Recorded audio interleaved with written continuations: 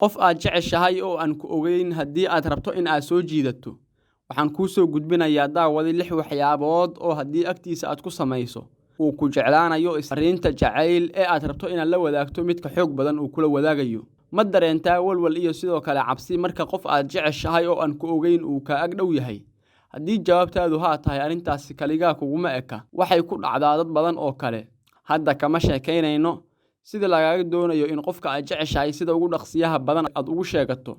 Waxaana xal u raadinaynaa in xilligaasi ka hor aad la tacaashid culayska ay leedahay arrintan, gaar ahaan waqtiga qofkaasi aad meel isugu imaadaan dadka qaarba si ay dareemaan kuwa waxa ku dhaca isku dhaxyaac oo khaladaad badan ay sameeyaan, halka kuwa kalena ay waayaan wax ay ku hadlaan oo shib ay ka soo harto. Qaar kalena waa geesiyaal, inkastoo laga yaabo inay sameeyaan waxyaabo ka fogeeya qofka ay jecel yihiin. Marxaladaas oo kale marka ay ku soo marto, raac talooyin aan kugu sheegi doono muuqaalkan oo uu diyaariyey Mnur Official. Waxaana sidoo kale ka soo xiganay waa majallado kale oo caalami ah. 6 arrimood samee inta aad la joogto qofka aad jeceshahay. Waa sida qarsoodiga ah jacaylka aad ugu qabtid. 1. Weji farxad leh muuji. Wax walba waxay ka bilaabanayaan wejiga, sidaa darteed marka koobaad ayaan laga dareemin wax isbedel ah. Dhoola cadaynta ayaa mar waliba ka habboon weji macbuusnimada. Qofka aad jeceshahay ee aan ku ogeyn ha ku fahmo inaad tahay ruux diyaar u ah wada sheekaysiga. Mararka qaarna ha ishilmaamin oo fikir ha gelin. Waxaa laga yaabaa in maalinta ugu horreysa ay kugu adkaato arrintan, balse marka ka dambeysa waad la sii qabsan doontaa. 2. Qosol. Haddii qofka aad jeceshahay ee aan ku ogeyn balse aad hal meel wada joogtaan uu sheego wax kaftan ah ama shactara ku jirto, noqo qofka ugu horreeya ee qosla. Dadku waxay tixgelin gaar ah siiyaan qofka fahma hadalladooda ama ku qosla majaajiladooda.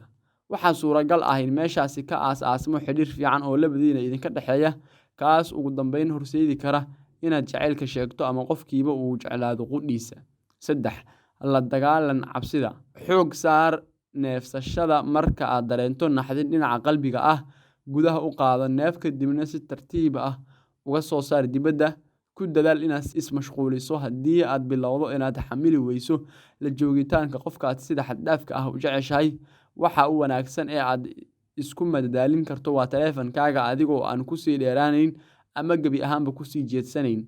Ugu dambeyn, haddii ay kuu suurageli weyso inaad xakamayso, si macquul ah uga tag goobtaas inta ay waxyaabo badan aysan dhicin. 4. Akhlaaq fiican muuji. Sidoo kale 5aad ayaa ah been ha sheegin. Ha iska dhigin qof aadan ahayn, beenna ha u sheegin si aad farxad u geliso qofka aad jacaylka qarsoon u qabto. 6. Fiirinta ka taxadar. Waad eegi kartaa qofka aad jeceshahay ee aan ku ogeyn, laakiin fiirinta aysan noqon mid dheer oo lagu dul fakarayo qofka. Xoogaa kadibba waad fiirin kartaa qofka adiga oo aan indhaha ugu taagaynin si qaab darro ah. Tusaale ahaan, marka meel dukaan ah aad ku kulantaan si lama filaan ah, ha ka cararin, u fiiri si caadi ah 2 ilaa 3 ilbiriqsi. Qofku yuusan kuu fahmin inaad culays dareemayso haddii aad is aragtaan.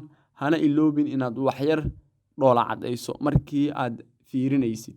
Saaxiibayaal, boggan ku soo biira oo falowgiisa inoo badiya. Sidoo kalena muuqaalkan laag saara siina sheer gareeya. Mahadsanidin. Soo dhawaada saaxiibayaal, waynu idin jecelnahay.